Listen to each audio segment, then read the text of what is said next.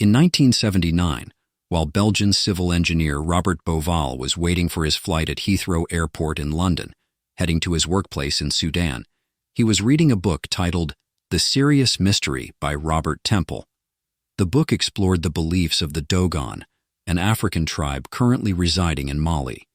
For thousands of years, the Dogon would hold a ceremony called Sigui every 50 years, performing a complex dance based on the apparent motion of the Sirius star. They believed that this ceremony helped them connect with the spirits of the dead in the heavens. What is particularly intriguing is that Sirius is actually a twin star system, consisting of two stars known as Sirius A and Sirius B. Sirius B completes an orbit around Sirius A every 50 years, which suggests that the Dogon were aware of this astronomical detail, hence performing their ceremony to coincide with the completion of the star's cycle. Sirius is one of the brightest stars and belongs to a constellation known as the Great Dog. Remarkably, Sirius B was only discovered about 150 years ago and cannot be seen with the naked eye.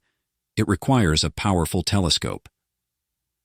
The first photograph of Sirius B was only obtained in 1970. So, how did the Dogon, a tribe often characterized by simplicity and primitiveness, acquire knowledge of this star's movement, which requires advanced astronomical understanding? Robert Temple wrote in his book that the Dogon's astronomical knowledge was inherited from the ancient Egyptians thousands of years ago. To uncover the secrets of Sirius, one must delve into the history of ancient Egypt. This book led Robert Bauval on a research journey that lasted for more than a decade. In the end, he came up with a theory that could rewrite the history of Egypt, that Egypt, with its Nile River and its pyramids, is a mirror image of the heavens.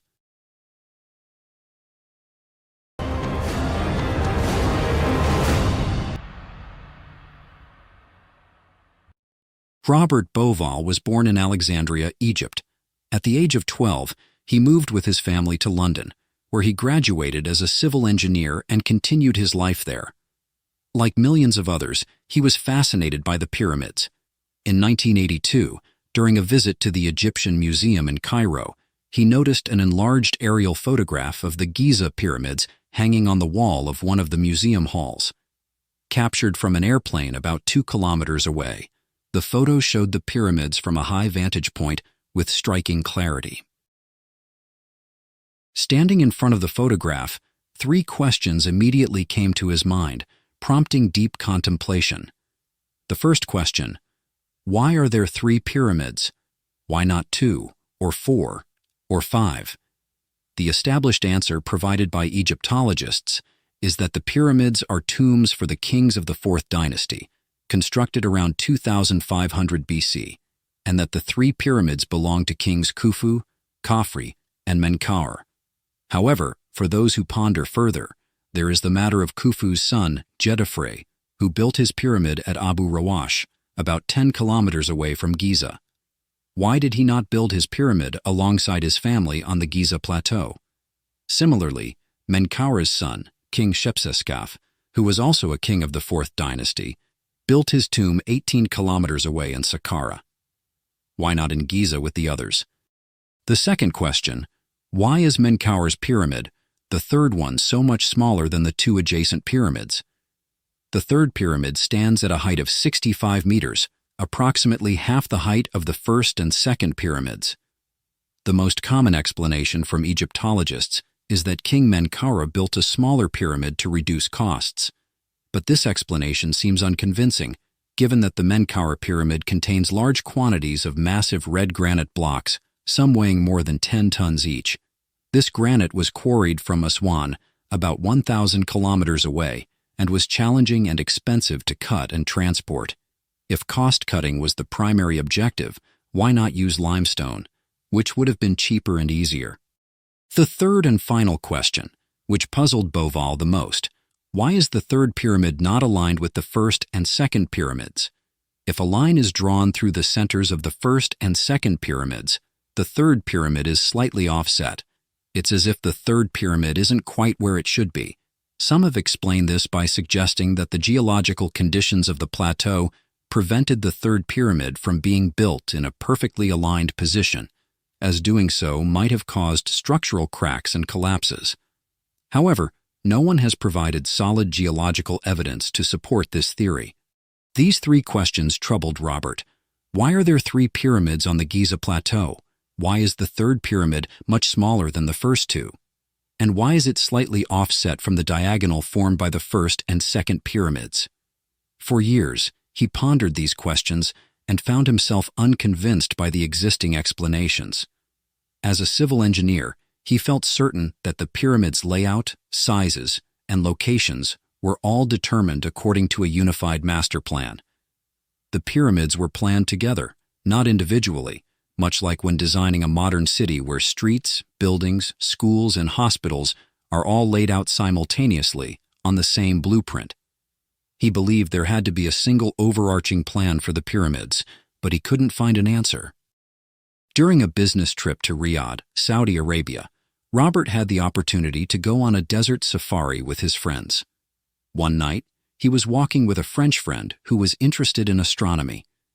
His friend pointed to a group of 3 stars in the sky and noticed that they were not aligned in a straight line and that the smallest one was tilted slightly to the east. When Robert looked up at the stars, he exclaimed, "I see the 3 pyramids at Giza." At that moment, Robert had found the key to the mystery. These were the stars of Orion's belt. Orion's belt is a constellation of 3 stars. It was named Orion's belt because it is part of a larger constellation known as Orion, which is often depicted as a powerful figure holding prey. Robert realized that the layout of the pyramids on Earth closely matched the pattern of Orion's belt in the sky. This observation explained the sizes and spacing of the pyramids. The 3 stars in Orion's belt correspond in size and brightness to the 3 pyramids at Giza. A line drawn through the centers of the Nitakat and the Nilam shows that the region is slightly skewed, just as a line drawn through the centers of the pyramids of Khufu and Khafra shows that Menkaure is slightly skewed. This was the unified plan he had been searching for, an astonishing discovery, and it was only the beginning of his journey. Robert then discussed his theory with various Egyptologists. He reached out to Dr. Harry James, the head of the Egyptology department at the British Museum at the time, who dismissed the alignment between the pyramids and Orion as mere coincidence. This response was, of course, frustrating for Robert, but he did not give up. He then spoke with the renowned British Egyptologist, Dr. Edwards, who was enthusiastic about the idea and encouraged him to continue his research. Robert did not stop there. If the pyramids of Giza were based on the pattern of Orion's belt, he wondered, could other structures also be aligned with celestial bodies? He delved deeper into studying the pyramid texts, the oldest known sacred Egyptian texts found in the pyramids of Unas, Teti, and others in Saqqara. These texts are inscribed on the inner walls of the pyramids and describe the king's journey to the afterlife. One detail that caught his attention was a reference to a winding waterway in the sky, as if there were a celestial river. According to one of the texts, the king says, "May you lift me and raise me to the winding waterway. May you set me among the gods, the imperishable stars." Another passage mentions, "The winding waterway is flooded, the fields of rushes are filled with water, and I am ferried over there to the eastern side of the sky, to the place where the gods fashioned me, where I am reborn anew and young." These texts unmistakably refer to a curved waterway in the sky and the king's transition from the west to the east, where he would dwell among the immortal stars, which the ancient Egyptians considered the home of the gods. Many Egyptologists interpreted the winding waterway as the Milky Way, which appears as a meandering river in the sky and can be seen from Earth on certain nights. A significant passage in the Hermetic texts states, "Egypt is an image of the sky." While many interpreted this metaphorically, as a reference to beauty or serenity, Robert believed it to be a literal description. Egypt is an actual reflection of the sky.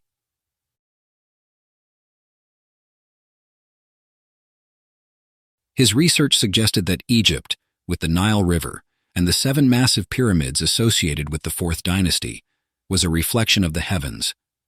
The Nile was an earthly representation of the Milky Way, the celestial Nile.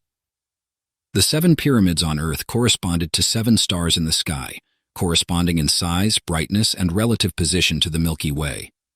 The pyramid at Abu Rawash was aligned with the star Sif. The 3 pyramids at Giza were aligned with the belt of Orion. The pyramid at Zawiyet El Aryan was aligned with the star Bellatrix, and the pyramids at Dashur were aligned with the stars Hyades. Thus the statement in the Hermetic texts, "Egypt is the image of heaven," was fulfilled. The ancient Egyptians revered Orion, which they called Sahu, and associated it with their deity Osiris, the god of the dead. Orion was prominent in the night sky from mid-December to mid-June, coinciding with the ancient Egyptian agricultural season and the flooding of the Nile, which they believed was tied to the annual appearance of Sirius, the star of Isis, at dawn. Robert Bauval's research led him to the conclusion that the ancient Egyptians had constructed the pyramids to mirror the stars in the sky. If the position of the pyramids on the Giza plateau matches the alignment of Orion's belt, then other monuments in Egypt might also correspond to celestial bodies. His findings were published in his book, The Orion Mystery, co-authored with Adrian Gilbert, which attracted considerable attention and controversy. Ultimately, Bauval's theory challenges the conventional understanding of the purpose of the pyramids, suggesting that they were not merely tombs, but were built to serve a greater cosmic function, reflecting the heavens on Earth. Thank you for watching and stay tuned for the next episode.